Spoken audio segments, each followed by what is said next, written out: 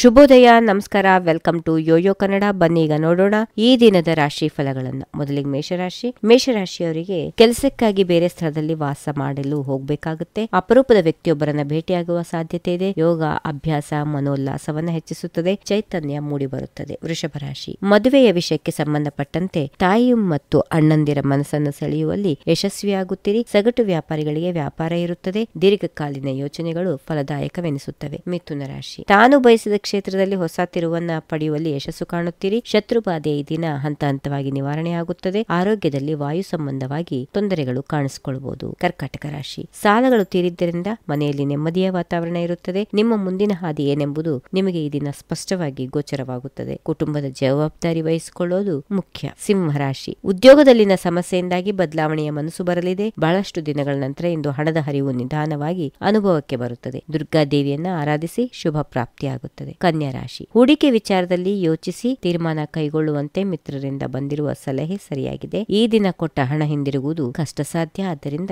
ಯಾರಿಗೂ ಸಾಲ ಕೊಡದಿರುವುದು ಉತ್ತಮ. ತುಲಾ ರಾಶಿ, ನಿಮ್ಮ ಅತಿಯಾದ ಪರಿಶ್ರಮದ ದುಡಿಮೆ ದೃಷ್ಟಿದೋಷಕ್ಕೆ ಗುರಿಯಾಗುವುದು. ಕುಶಲಕರ್ಮಿಗಳಿಗೆ ಪ್ರದರ್ಶನ ಮಾರಾಟಗಳಿಂದ ಅಧಿಕ ಆದಾಯ.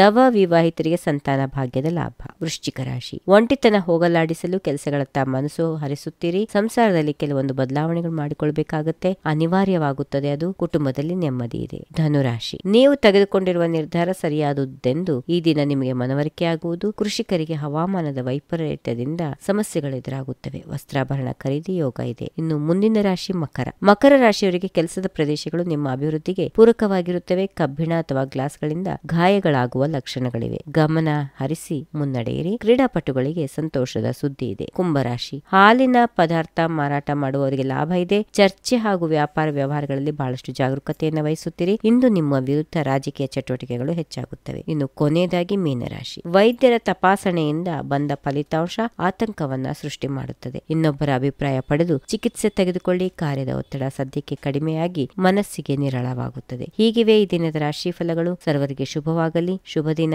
ನಮಸ್ಕಾರ. If you like this video, ಬೇಗ ಲೈಕ್ ಮಾಡಿ, ಕಾಮೆಂಟ್ ಮಾಡಿ, ಶೇರ್ ಮಾಡಿ ಹಾಗೂ ಯೋಯೋ ಟಿವಿ ಕನ್ನಡವನ್ನು ಸಬ್ಸ್ಕ್ರೈಬ್ ಮಾಡಿ.